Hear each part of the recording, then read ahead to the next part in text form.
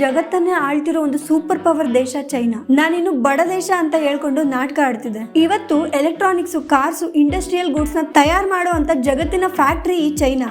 ಈ ರೀಸನ್ ಗೋಸ್ಕರ ಅಮೆರಿಕ ಮತ್ತೆ ಯುರೋಪ್ ದೇಶಗಳು ಚೈನಾಗೆ ನೀನು ಜಗತ್ತಿನ ಸೆಕೆಂಡ್ ಲಾರ್ಜೆಸ್ಟ್ ಎಕನಾಮಿ, ಇನ್ ಮುಂದೆ ನಿನ್ನ ಡೆವಲಪ್ಡ್ ಕಂಟ್ರಿ ಅಂತ ಕರಿತೀವಿ ಅಂತ ಸುಮಾರು ವರ್ಷಗಳಿಂದ ವಾದ ಮಾಡ್ತಿದ್ದಾವೆ. ಆದ್ರೆ ಚೈನಾ ನಾನಿನ್ನು ಬಡ ದೇಶ, ನಾನಿನ್ನು ಡೆವಲಪಿಂಗ್ ಕಂಟ್ರಿ ಅಂತ ಹೇಳ್ತಿದೆ ಬಿಟ್ರೆ ಡೆವಲಪ್ಡ್ ಕಂಟ್ರಿ ಅಂತ ಒಪ್ಕೊಳ್ಳೋಕೆ ತಯಾರೇ ಇಲ್ಲ. ಯಾಕಂದ್ರೆ ಸುಮ್ನೆ ಜಂಬಕ್ಕೆ ಡೆವಲಪ್ಡ್ ದೇಶ ಅಂತ ಹೇಳ್ಕೊಂಡು ಖುಷಿ ಪಡೋದಕ್ಕಿಂತ ಡೆವಲಪಿಂಗ್ ಕಂಟ್ರಿ ಅಂತ ಹೇಳ್ಕೊಂಡ್ರೆ ಇರೋ ಅಂತ ಲಾಭ ಸುಮಾರು ಕೋಟಿದು. ಯಾಕಂದ್ರೆ ಡೆವಲಪಿಂಗ್ ದೇಶಗಳಿಗೆ ಇಂಟರ್ನ್ಯಾಷನಲ್ ಆರ್ಗನೈಸೇಷನ್ಸ್ ಇಂದ ಟ್ರೇಡ್ ರೂಲ್ಸ್ ಅಲ್ಲಿ ಸುಮಾರು ಫ್ಲೆಕ್ಸಿಬಿಲಿಟಿ ಸಿಗುತ್ತೆ, ಮತ್ತೆ ಸ್ಪೆಷಲ್ ಎಕನಾಮಿಕ್ ಬೆನಿಫಿಟ್ ಸಿಗುತ್ತೆ, ಜೊತೆಗೆ ಫಾರಿನ್ ಇನ್ವೆಸ್ಟ್ಮೆಂಟ್ ನ ಮ್ಯಾಗ್ನೆಟ್ ತರ ಅಟ್ರಾಕ್ಟ್ ಮಾಡಬಹುದು. ಇದಿಷ್ಟೇ ಅಲ್ಲ, ಚೈನಾ ಇನ್ನೊಂದ್ ಕಡೆ ಇನ್ನೊಂದ್ ಮಾತು ಹೇಳ್ತಿದೆ. ಏನಂದ್ರೆ ನಮ್ಮ ದೇಶದ ಪಾಪ್ಯುಲೇಷನ್ ಇನ್ನು ಅಮೆರಿಕ ಮತ್ತೆ ಯುರೋಪ್ ದೇಶಗಳ ಲಿವಿಂಗ್ ಸ್ಟ್ಯಾಂಡರ್ಡ್ ಗೆ ಮ್ಯಾಚ್ ಆಗಿಲ್ಲ.